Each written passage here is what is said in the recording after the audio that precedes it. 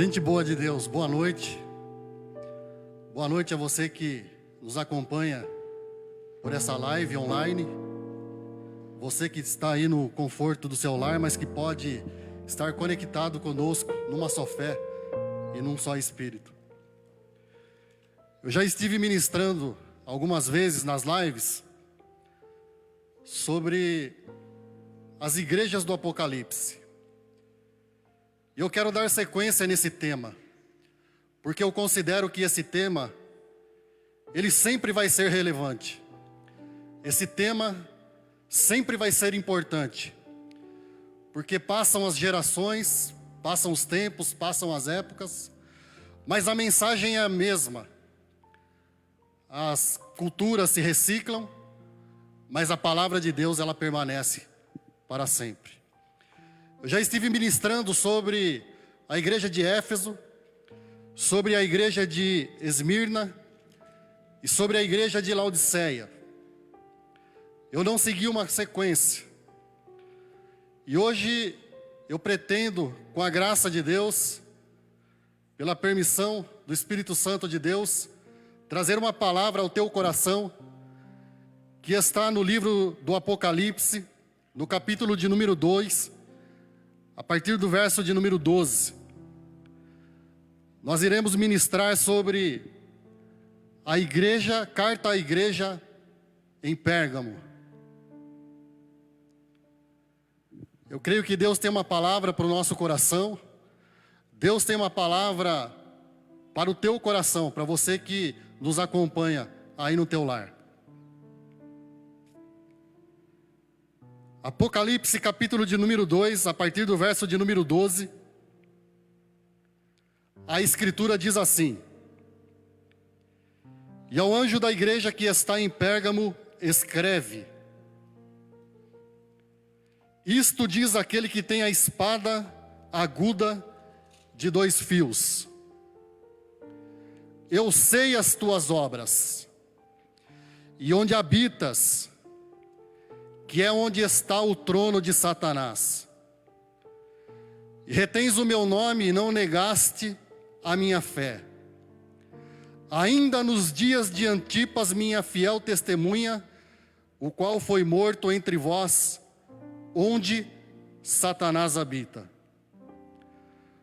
Mas umas poucas coisas tenho contra ti, porque tens lá os que seguem a doutrina de Balaão, o qual ensinava Balaque a lançar tropeços diante dos filhos de Israel para que comessem dos sacrifícios da idolatria e se prostituíssem.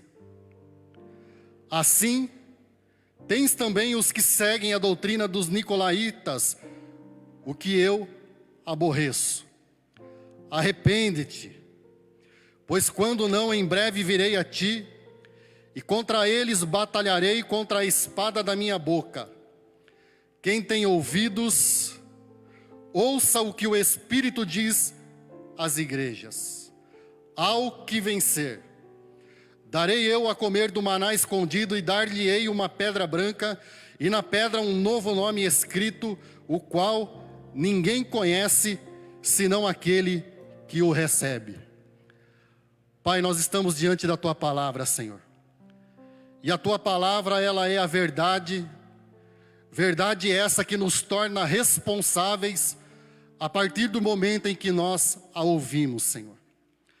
E nós não queremos ser servos negligentes e omissos. Nós queremos ser aqueles que fazem a diferença no contexto onde nós vivemos, Pai. Por isso, meu Deus, eu peço que nesta noite Tu venhas falar ao meu coração, ao coração da Tua igreja, ao coração de cada pessoa que nos acompanha através desta live, Senhor. E até mesmo ao coração daqueles que, num futuro, porventura, virão esta mensagem, Senhor. Pai, em nome de Jesus, repreende toda força contrária. Senhor, repreende toda passividade de mente, toda seta maligna, toda malignidade que caia por terra na autoridade do nome de Jesus Cristo. E que a Tua palavra, Senhor Deus, Pai querido, ela caia num coração, numa terra preparada, numa terra produtiva, e acima de todas as coisas, que o teu nome seja glorificado em nome de Jesus Cristo. Glória a Deus. Eu quero trazer como a título de introdução algumas questões que são importantes. E por que são importantes? Porque nós precisamos conhecer e ter um pouco de conhecimento do contexto aonde a igreja de Pérgamo ela estava instalada, onde ela estava inserida. E isso é relevante, isso é significativo para que a gente entenda a mensagem e a profundidade daquilo que Jesus queria transmitir àquela comunidade através do apóstolo João. Foi o povo de Pérgamo, foram os cidadãos em Pérgamo, os primeiros a substituírem o papiro por peles de animais. E então eles foram os primeiros a produzirem os pergaminhos. Então por isso a origem do nome Pérgamo. Daí a origem do nome desta cidade chamada Pérgamo, porque foram os habitantes daquela comunidade, daquela cidade, daquela região, os primeiros a utilizarem o pergaminho no lugar do papiro. Mas também uma outra informação muito importante é que nessa cidade existia um importante centro de estudos e uma grande biblioteca. Centro de estudos esse, biblioteca essa, que a ele recorriam os intelectuais da época, os sábios da época, para estudarem. Então, existia ali esse centro de estudo. E eu percebo por isso que conhecimento não era o problema que existia em Pérgamo. Revelação, estudo, instrução não era um problema naquele lugar. Mas também havia uma outra informação importante, que no alto daquela cidade, aquele povo, aquela comunidade, a pedido do imperador da época, foi feito um altar. E nesse altar eles ostentavam a imagem de um deus pagão chamado Júpiter, o deus da guerra. E eles ostentavam e representavam nesse altar Júpiter vencendo os seus inimigos numa luta contra gigantes. E por que tudo isso que eu estou te dizendo e trazendo a título de informação é importante? Porque Jesus queria que aquela comunidade soubesse, porque o Senhor queria que aquela comunidade ficasse ciente que era Ele quem tinha a verdadeira sabedoria, que a verdade estava nele, que Ele era a verdade. Ele queria também que aquela comunidade sabia que Ele era o Senhor dos exércitos, que Ele era o vencedor em todas as batalhas e não Júpiter, o Deus da guerra. E então ele traz o capítulo de número 2, João, ele nos traz esta revelação diretamente de Jesus e nos mostra algumas verdades. E eu queria destacar nesta noite 4 verdades, 3 alertas, 3 advertências e 3 recompensas que eu pude discernir e compreender nesse texto. E a primeira verdade que eu queria destacar nesse texto está aí logo no versículo de número 12, na parte B, quando diz assim o versículo: isto diz aquele que tem a espada aguda de 2 gumes. Isto diz aquele que tem a espada aguda de 2 gumes.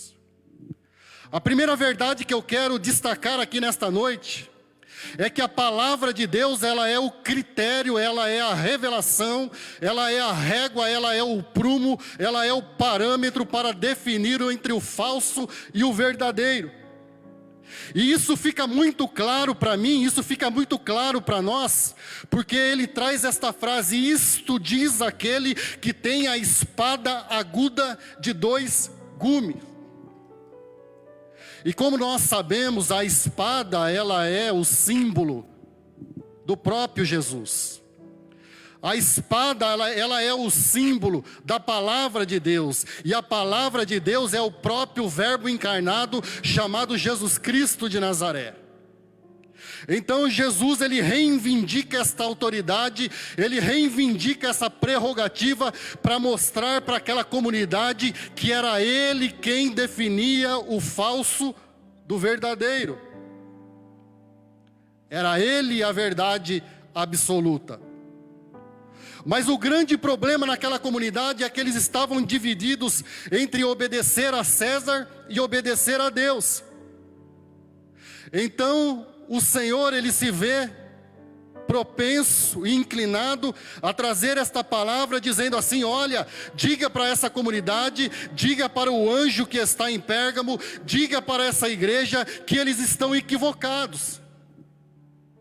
A verdade não é César, a verdade não é o imperador romano, a verdade não está com os sábios, a verdade não está com os intelectuais de Pérgamo que recorrem ao centro de estudos, mas a verdade tem um nome, e esse nome é Jesus de Nazaré. E ele quer deixar isso muito claro. E por que isso é importante destacar nesta noite? Por que isso é importante? Porque nós estamos vivendo num tempo de relativização da palavra de Deus. E com o avanço das mídias sociais, com o avanço da internet, com o avanço da ciência, nós temos visto que muitos que não tinham voz agora têm voz. E isso por um lado é bom, mas por outro lado é muito ruim. A democratização do lugar de voz, do lugar de fala, ela traz consigo benefícios, mas traz também malefícios. Porque assim como nós podemos ser abençoados pelas redes sociais, assim como nós podemos ser abençoados pelas mídias sociais, da mesma forma também nós podemos ser totalmente enganados. E sabe o que eu tenho prestado atenção, meus irmãos?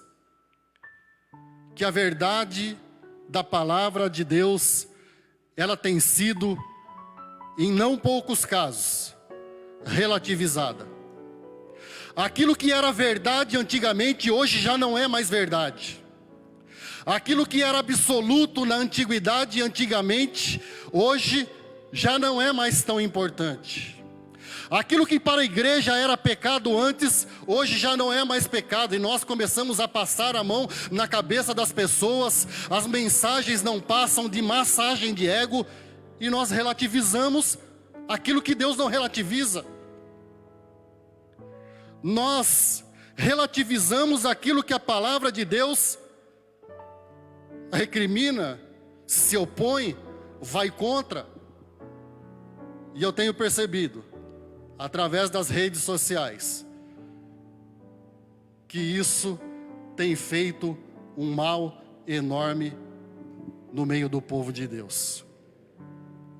Pregadores que antes eram pregadores conceituados, pastores que antes eram pastores conceituados, comprometidos com a verdade, comprometidos com uma teologia coerente, comprometidos com uma teologia bíblica, hoje relativizam a palavra de Deus, massageiam o ego do povo e não trazem a verdade de Deus, a verdade que liberta, a verdade que cura, a verdade que envia, a verdade que encaminha o cidadão para o céu. E a verdade tem sido relativizada. O pecado já não é mais pecado, mas é uma inclinação do ser humano. O adultério não é mais adultério. O divórcio não é mais divórcio. A relação sexual entre pessoas do mesmo sexo já não é mais pecado em algumas comunidades ditas inclusivas. Mas eu quero te dizer uma coisa nesta noite, e isso é um aviso para você, meu amigo de ministério, você, meu companheiro de púlpito, isso é um aviso para nós que fazemos uso da palavra de Deus. A verdade de Deus não pode ser relativizada, a verdade de Deus continua a mesma, pode passar o céu, pode passar a terra, mas a palavra de Deus não passará, ela jamais será relativizada, porque esta palavra ela está encarnada em uma pessoa chamada Jesus Cristo de Nazaré. E ele mesmo disse: eu sou o caminho, eu sou a verdade, e eu sou a vida. Ninguém vem ao Pai se não for por mim. Não adianta querer relativizar o que Deus não relativiza.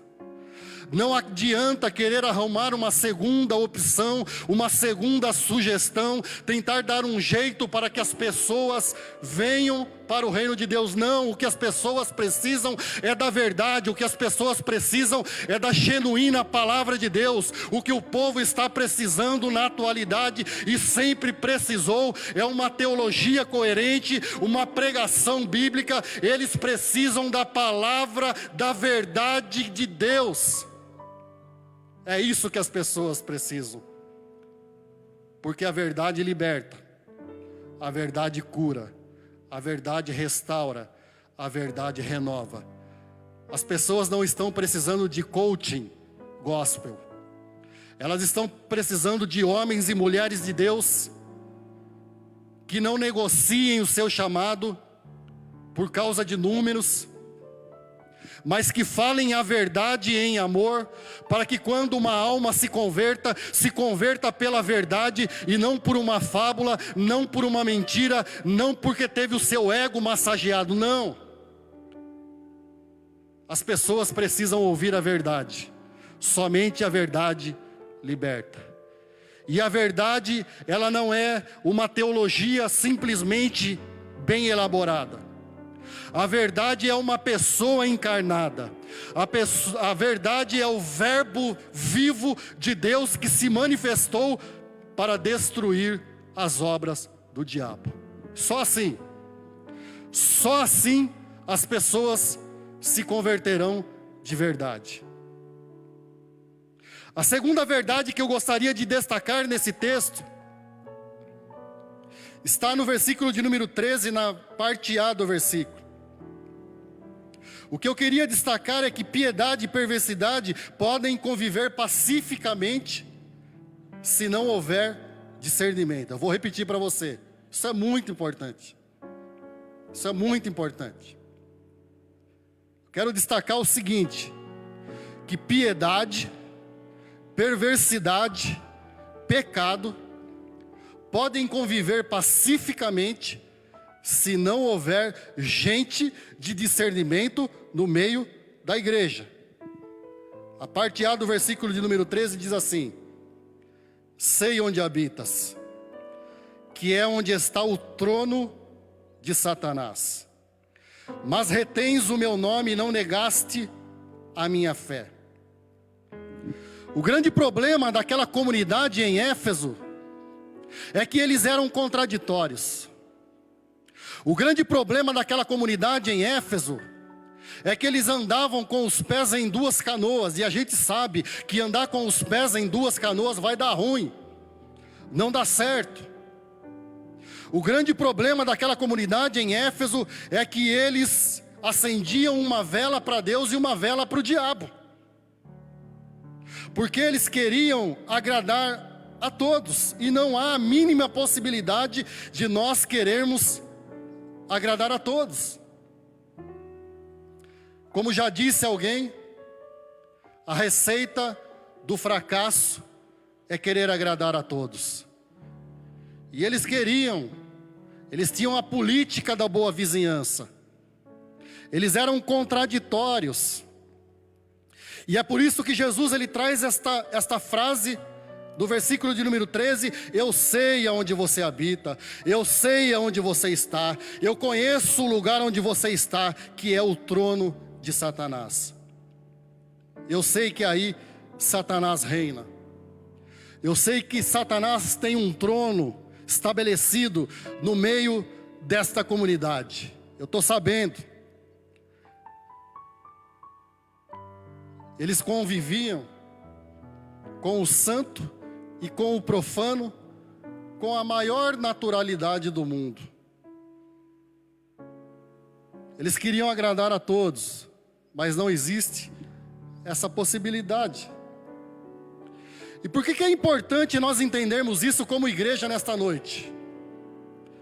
Porque às vezes nós queremos agradar as pessoas, às vezes nós queremos agradar a todos e acabamos não fazendo aquilo que deve ser feito.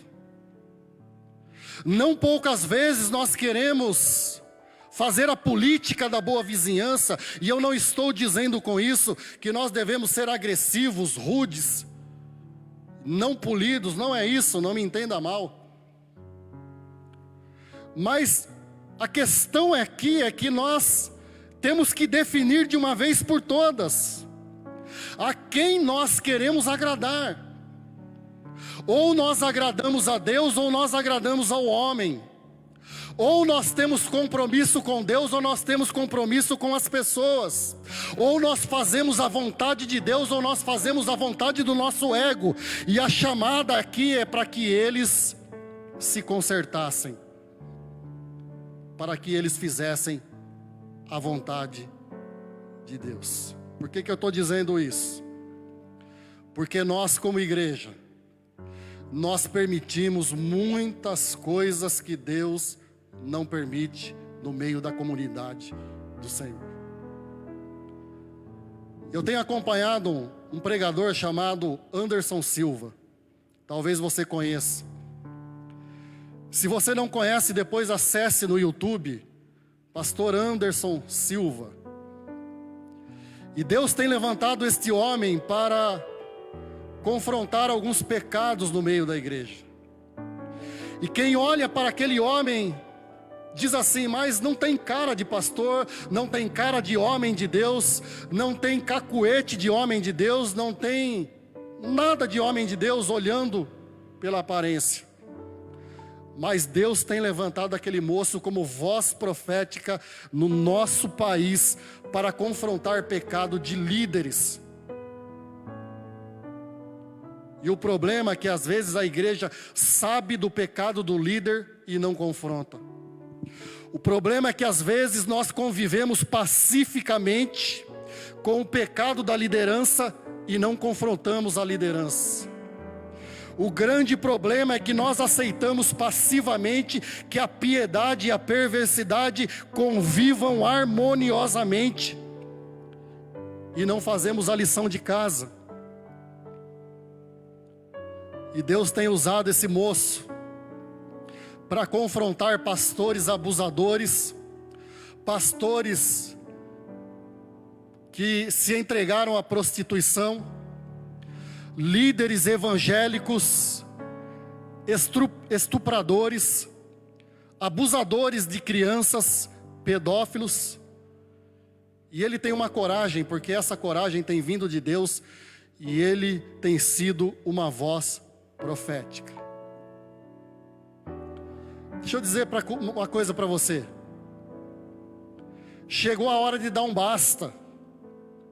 Chegou uma hora de eu como líder, de você como líder, de nós como líder na comunidade do Deus vivo, dar um basta, porque não é possível permitir a perversidade, permitir o pecado na liderança, porque nós somos o espelho. E novamente eu chamo a atenção dos meus colegas de púlpito.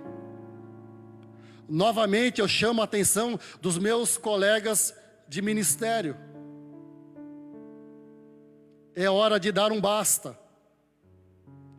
Não é hora de conviver com o trono de Satanás e com o trono de Deus. Chega de acender vela para Deus e vela para o diabo, chega. Nós como líderes temos que nos levantar, sim. Nós temos o direito, nós temos a obrigação de fazer a oposição, de dizer o que é o que e quem é quem, e colocar as coisas a limpo, porque não dá mais tempo de conviver com a falsidade no meio da igreja de Deus. Não dá mais. E esse moço, esse pastor, esse jovem pastor, ele tem sofrido muito. Ele tem sofrido severas perseguições, porque ele resolveu obedecer ao chamado de Deus. Mas como diz as Escrituras, importa obedecer a Deus e não a homens. Importa fazer a vontade de Deus e não a vontade de homens. Importa estar no centro da vontade, do projeto, do plano do Senhor e não na vontade, no projeto, nas aspirações humanas de líderes caídos. É hora de nós, liderança da Igreja do Senhor, confrontar esses líderes com amor. Se não tem condição, senta no banco. Se não tem condição, pede um tempo. Se não tem condição, saia do ministério. Porque eu, quando resolvi pecar, eu pequei como homem, eu saí do ministério. Não justifica. Mas eu não fiquei vivendo com os pés em duas canoas. Eu assumi a minha responsabilidade e resolvi não comprometer a imagem da igreja do Senhor, do corpo do Senhor, da menina dos olhos de Deus. Eu quero convocar todos os meus colegas de púlpito a essa responsabilidade.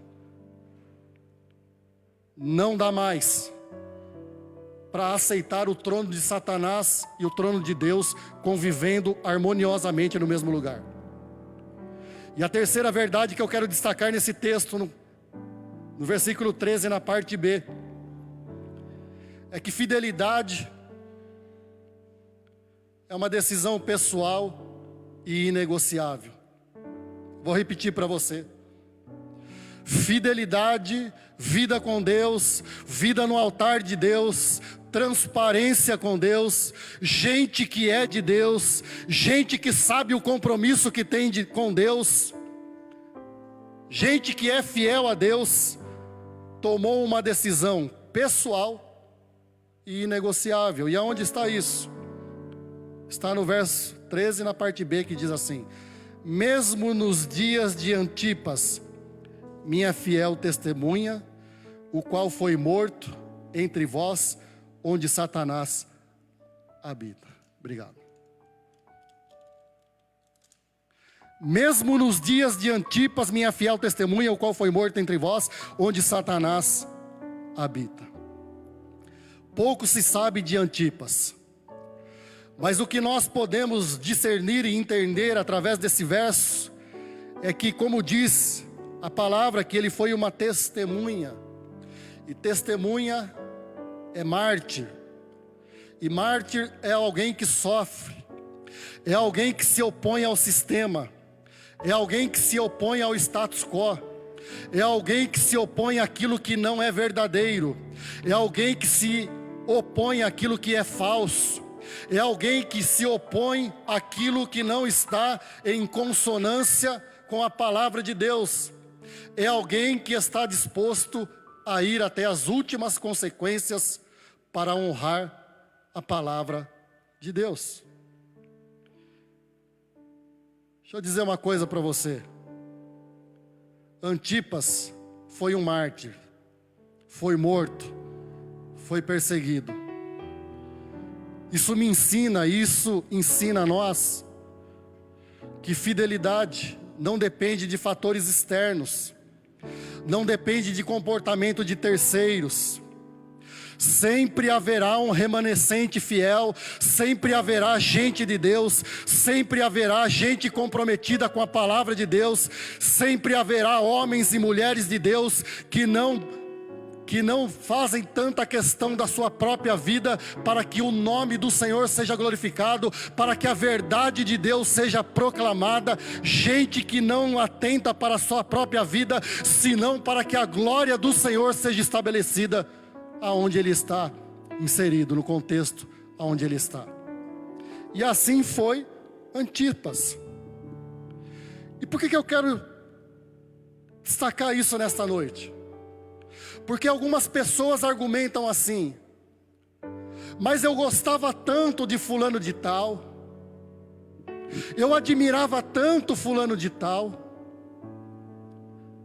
Eu viajava quando ele pregava, quando ele cantava, quando ele ministrava. E agora que ele está fora, a minha fé também se esfriou. E nós começamos a entrar nesse jogo de transferência de responsabilidade. Nós começamos a entrar nesse joguinho de dizer, olha, a minha fé se espelhava em fulano de tal, e agora que ele caiu, agora que ele não tem mais uma vida com Deus, a minha fé se esfriou. Eu perdi o meu referencial. Quanta gente está assim? Existem muitos que estão assim. Existem filhos que dizem assim, o meu pai e a minha mãe, eles não dão testemunho dentro de casa. O meu pai e a minha mãe, eles não dão exemplo dentro de casa. E por outro lado também existem pais que dizem assim, olha, a minha esposa não dá testemunho, não dá exemplo de mulher de Deus. E a mulher da mesma forma diz assim, o meu marido não dá exemplo de homem de Deus. E ficam nessa transferência de responsabilidade e não assumem o próprio erro. Mas deixa eu te dizer uma coisa, fidelidade é pessoal, é decisão pessoal e inegociável.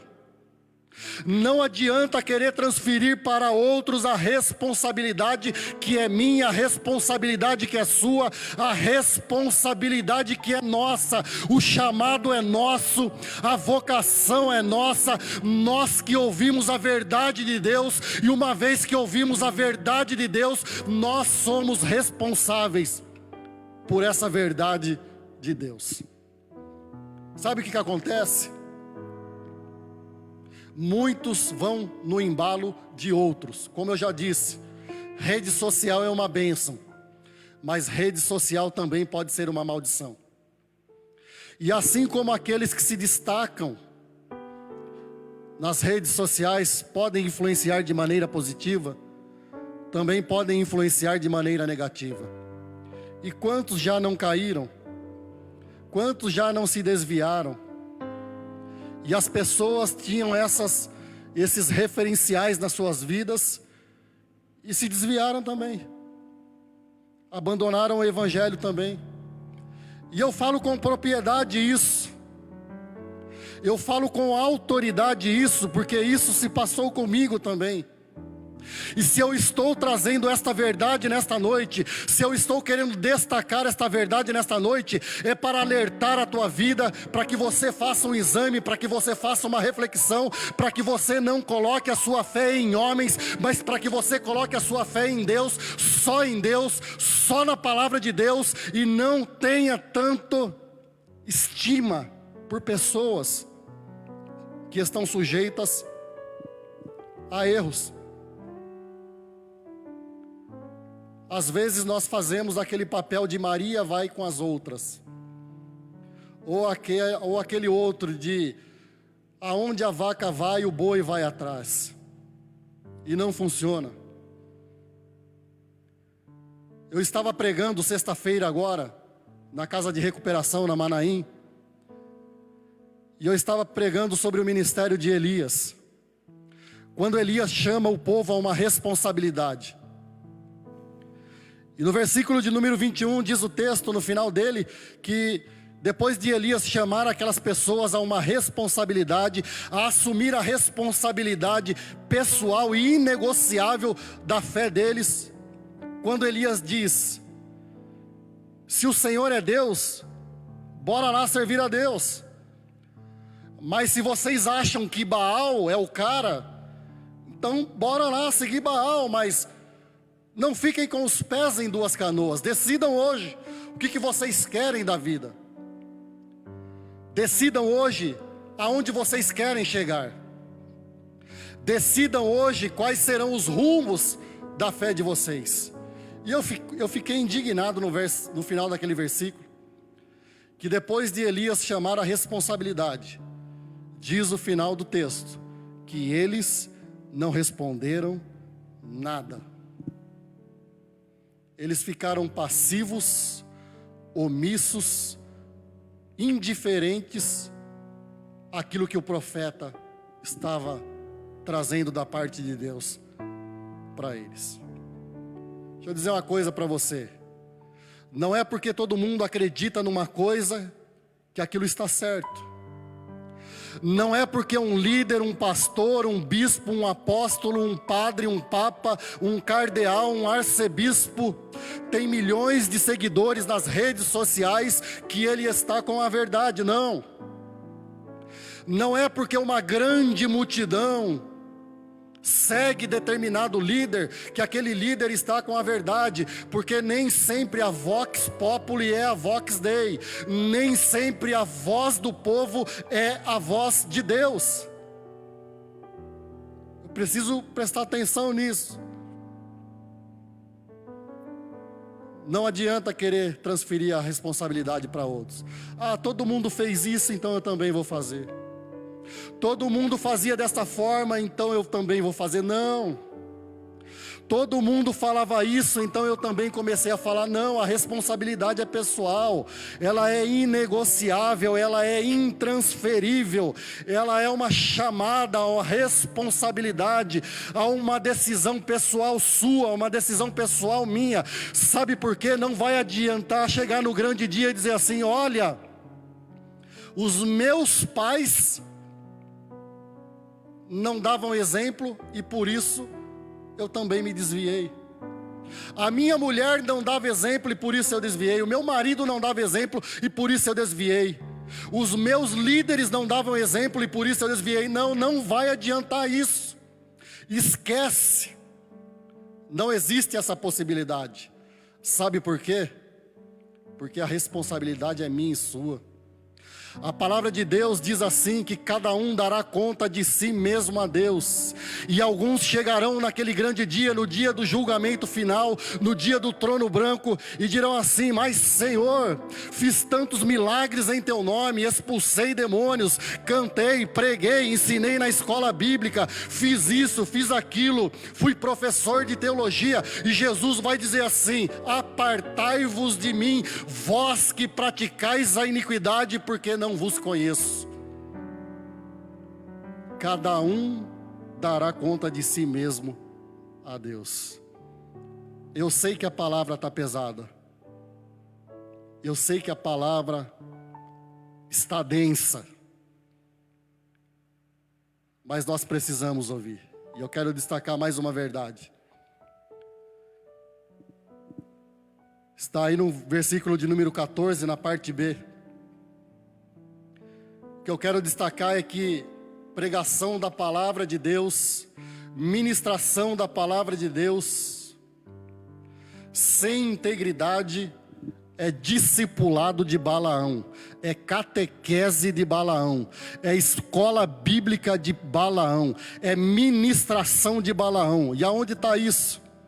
Parte B do versículo diz assim: porque tens aí os que seguem a doutrina de Balaão. Deixa eu dizer uma coisa para você.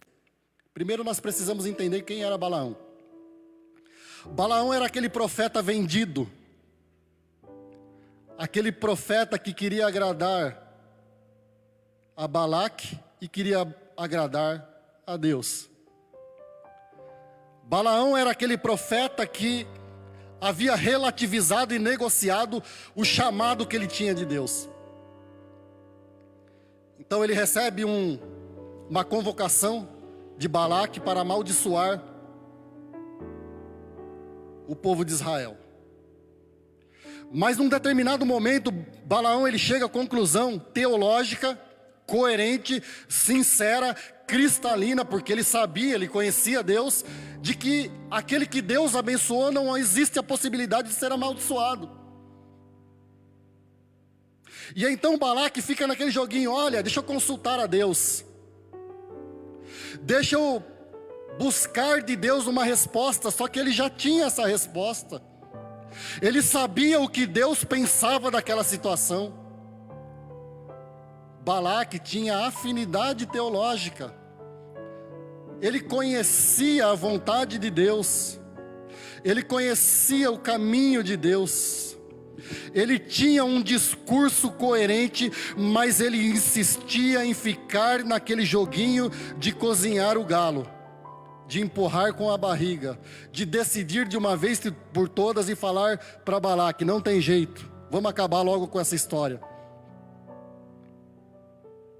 E lá no livro de Números, você começa a acompanhar a história de Balaão, a partir do capítulo de número 22. E aí nós chegamos no capítulo de número 25, e algo muito estranho acontece. Porque depois de tanto Balaão ficar cozinhando o galo, depois de Balaão ficar tanto tempo empurrando com a barriga uma decisão e uma palavra que já deveria ter sido dada há muito tempo ao rei Balaque, o texto diz que o povo de Israel começou a se relacionar com as mulheres moabitas e começaram a se entregar à idolatria. Uma vez seduzidos, uma vez chavecados pelas mulheres moabitas, eles se renderam às práticas daquelas mulheres moabitas e praticaram a idolatria e a prostituição. O que isso significa? Que pregação da palavra sem integridade, sem verdade, sem inteireza de alma, sem inteireza de coração, sem inteireza de caráter, é discipulado de Balaão, é falsidade. É falsidade. E nós, como igreja, nós toleramos isso no corpo de Cristo. Balaão foi responsável por colocar tropeço para a nação de Israel. E por isso, eles foram derrotados. Balaque queria que eles fossem amaldiçoados, mas como não havia essa possibilidade, então eles pecaram, caíram na idolatria, e por isso abriram uma brecha para que a derrota viesse sobre a vida deles.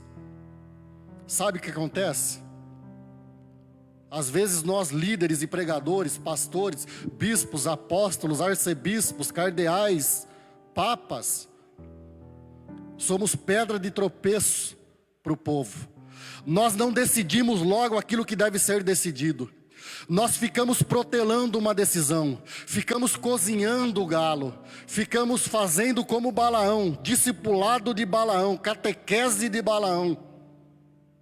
Não há integridade nas nossas palavras, porque estamos querendo agradar a um e agradar ao outro.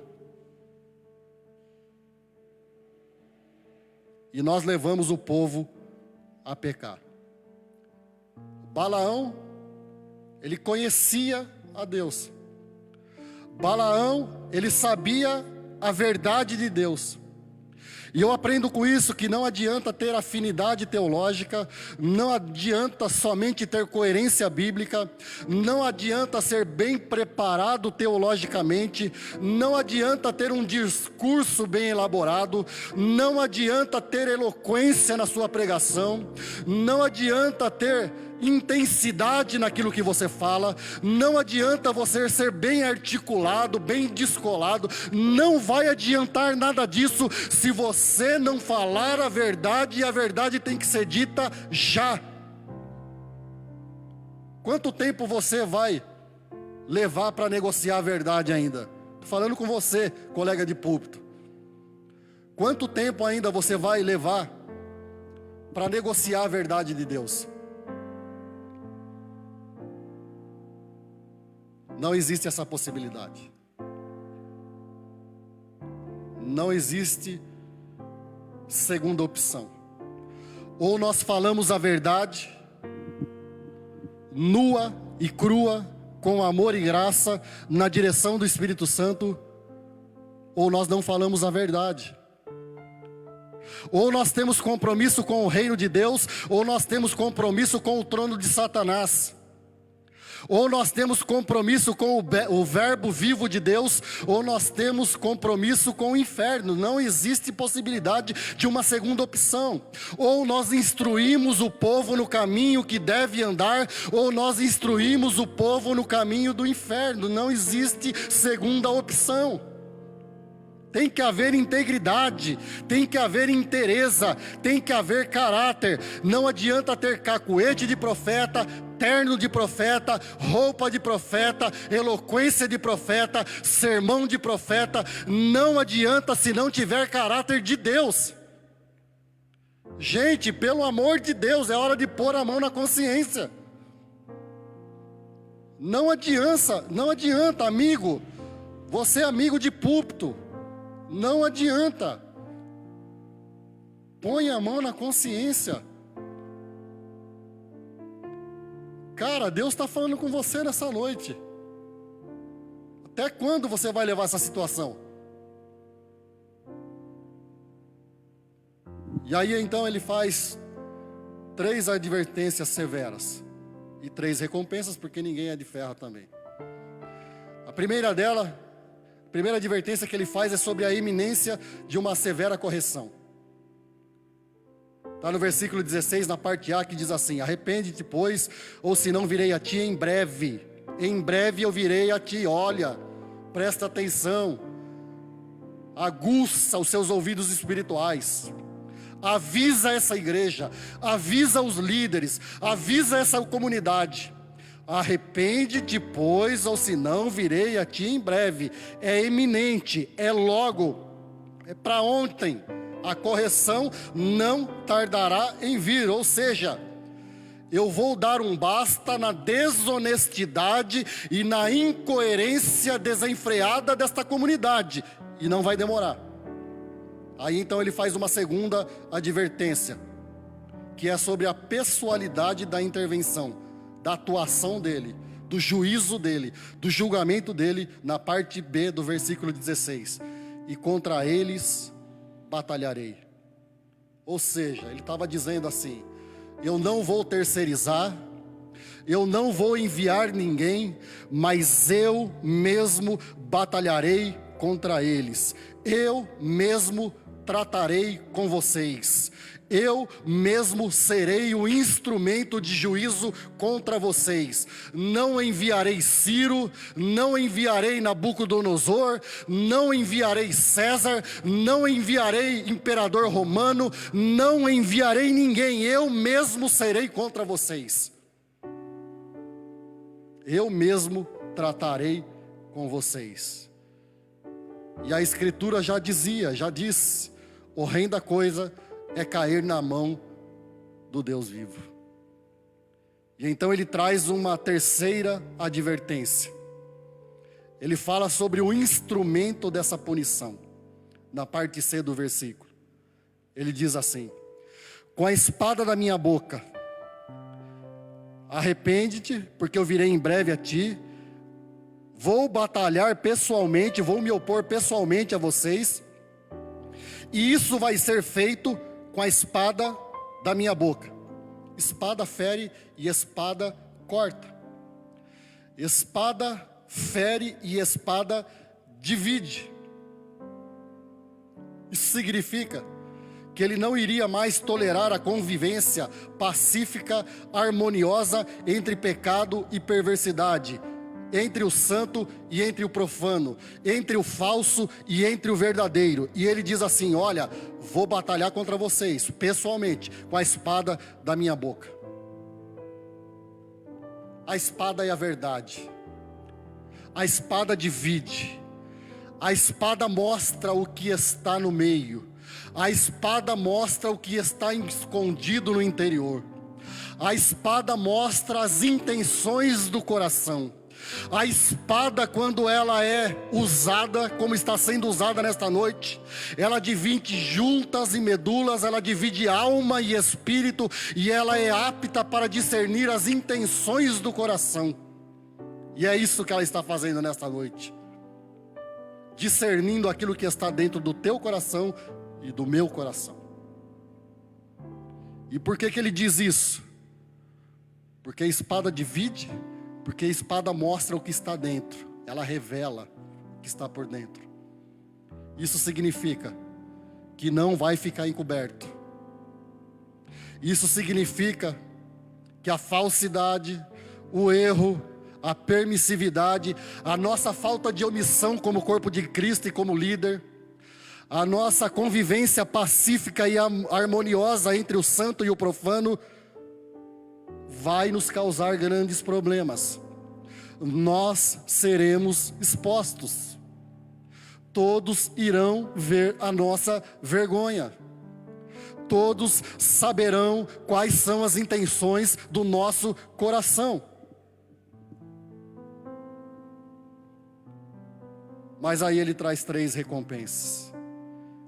E a primeira recompensa é a recompensa da intimidade. Agora você pode respirar aliviado. Ufa, acabou a densidade, acabou o peso. A primeira recompensa que ele nos promete e que o texto nos traz é a recompensa da intimidade. Versículo 17, parte B. Ao que vencer, darei do maná escondido. Ao que vencer, darei do alimento que somente provarão aqueles que forem íntimos. Ao que vencer, ao que fazer a lição de casa, ao que se arrepender, ao que mudar de posição, ao que mudar de status quo, ao que não for com a voz da maioria, ao que vencer, eu darei do maná escondido. Aqueles que se recusarem a tolerar pacificamente o trono de Satanás, juntamente com o trono dos demônios, com a mesa dos demônios, serão sustentados pelo maná de Deus, que é somente para os íntimos. Somente para os íntimos. E a Escritura já nos diz que Ele é o pão vivo que desceu do céu. Jesus é o maná de Deus para alimentar a alma ansiosa, a alma faminta. Ele disse que Ele é o pão vivo que desce do céu. Ele é aquilo que nós precisamos para nos dar sustentação, para alimentar a nossa fé, para alimentar a nossa alma, para alimentar as nossas convicções, para alimentar os conteúdos da nossa espiritualidade, para que a gente tenha garra, para que nós sejamos homens e mulheres de Deus comprometidos com a verdade e não comprometidos com a voz da maioria. A primeira coisa é a intimidade. Quando nós fizermos o dever de casa, nós experimentaremos na nossa relação com Deus um upgrade. Quando nós fizermos a lição de casa como ministros de Deus, como líderes de Deus, como igreja de Deus, como corpo de Cristo, como membros da igreja do Cristo vivo de Deus, nós experimentaremos uma relação mais profunda e íntima com o próprio Deus. E como diz o hino, como diz a música, leva-me além, a um nível mais profundo de intimidade contigo, ó Senhor. Leva-me além. Isso é para os íntimos, para aqueles que não negociam a verdade, para aqueles que têm coragem de sair de cima do muro, para aqueles que têm coragem de se posicionarem, porque você não foi chamado para ficar em cima do muro. Eu não fui chamado para ficar em cima do muro. Nós, como igreja, fomos chamados para nos posicionar. A neutralidade é muito cômoda, a omissão é muito cômoda, mas ela traz consigo um peso de julgamento. Mas para quem faz o dever de casa, vai estar no nível mais profundo de intimidade contigo, ó Senhor. Vai comer do maná escondido, só para os íntimos. E ele traz uma segunda recompensa, que fala sobre exclusividade. Diz assim a parte C do verso 17: e lhe darei uma pedra branca. E lhe darei uma pedra branca. Entre outras possibilidades, a pedra branca, naquele contexto e na cultura dos romanos, elas eram oferecidas, elas eram dadas para pessoas selecionadas, pessoas que foram pinçadas, pessoas exclusivas para determinados eventos especiais. Quando naquela cultura era oferecida uma pedra branca, significava que aquela pessoa era uma pessoa VIP, uma pessoa exclusiva, uma very important personal, ou seja, uma pessoa muito especial, uma pessoa VIP. E sabe o que isso significa para mim e para você?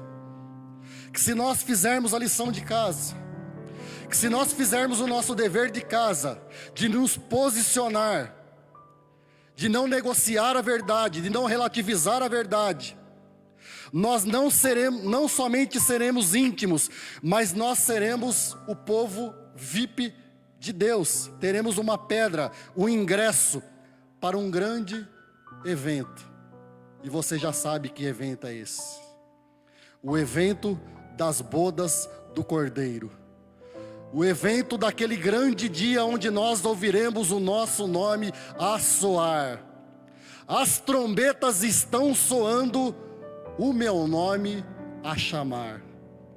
Nós teremos uma pedra branca, um ingresso, porque nós somos exclusivos, nós somos propriedade exclusiva de Deus, nação santa, povo adquirido de Deus, para anunciar as grandezas, as riquezas, o poder, a glória, a autoridade, a verdade daquele que nos chamou das trevas para a sua maravilhosa luz.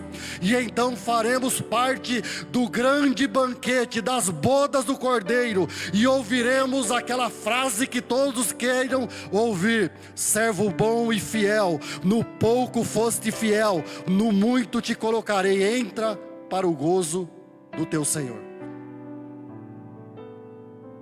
VIP, eu e você receberemos uma pedra e seremos very important personal, pessoa muito importante, pessoa muito especial, porque foi comprada pelo sangue do Cordeiro. E para finalizar, nós não somente teremos intimidade, teremos exclusividade, mas teremos uma nova identidade. A parte D do versículo de número 17 diz assim: e na pedra um novo nome escrito. E na pedra um novo nome escrito. Nós teremos uma nova identidade. Almir, você terá uma nova identidade. Grace, você terá uma nova identidade. Márcia, Rose, Marina, vocês, Gabriel, Rudney, nós teremos uma nova identidade. Nós não seremos mais chamados cidadão de Várzea Paulista. Isabel, você não será mais chamada cidadã de Piracicaba. Lembrei da Bel agora. Nós não seremos mais chamados cidadãos do estado de São Paulo. Não seremos mais chamados cidadãos do Brasil, mas nós seremos chamados cidadãos da Nova Jerusalém, seremos chamados cidadão da cidade celestial, da noiva do Cordeiro que desce ataviada. Nós teremos uma nova identidade, e todo o inferno, toda a potestade conhecerá que nós seremos povo de Deus para todo sempre. O nosso RG vai ser outro. O nosso RG não vai ser mais SSP-SP. Vai ser SJP.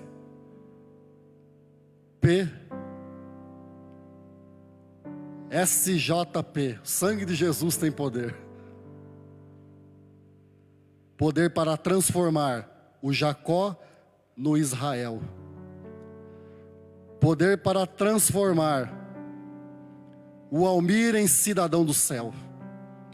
Poder para transformar o Franklin num cidadão da Nova Jerusalém. Poder para te transformar em cidadão de Várzea Paulista, em cidadão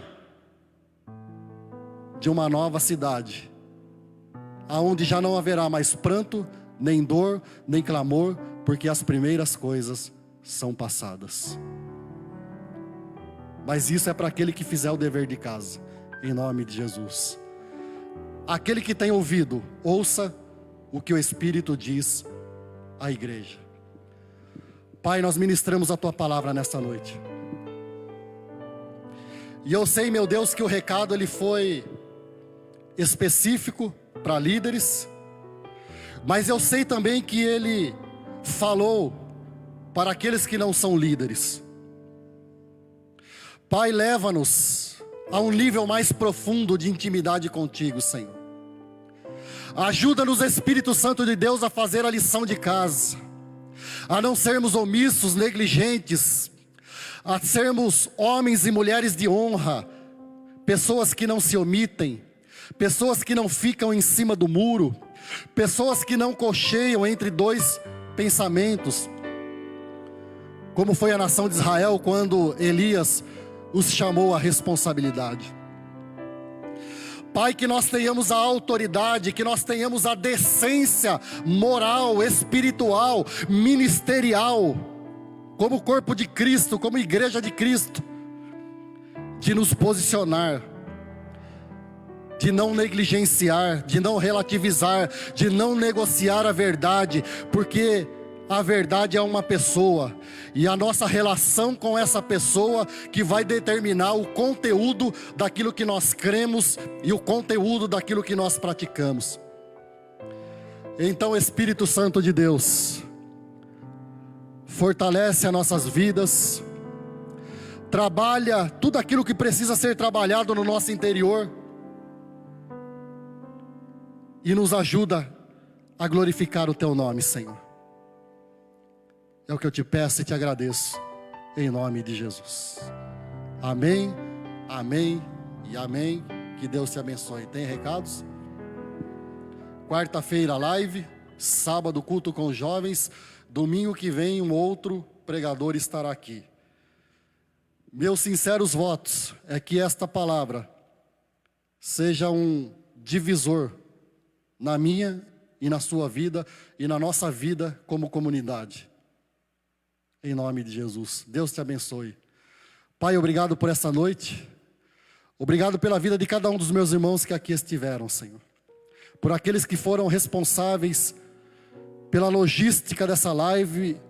Eu te peço uma bênção toda especial, Pai. Que a semana desses meus irmãos sejam debaixo da Tua proteção, da Tua graça, da Tua bênção, da ousadia do Teu Espírito para proclamar a verdade, tão somente a verdade.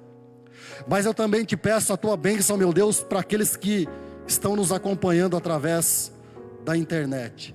Abençoa cada um deles, em nome do Senhor Jesus Cristo. E que o grande amor de Deus, que a graça de Jesus Cristo, nosso Senhor e Salvador, e que a comunhão e consolação do Espírito Santo de Deus seja com todos, agora e sempre. Amém, amém e amém. Deus te abençoe e até a próxima live, até o próximo culto. E se Deus permitir que logo nós possamos estar aqui juntos, como igreja, como comunidade, como corpo de Cristo, abraçando, beijando, porque eu gosto de abraçar e beijar. Deus te abençoe em nome de Jesus.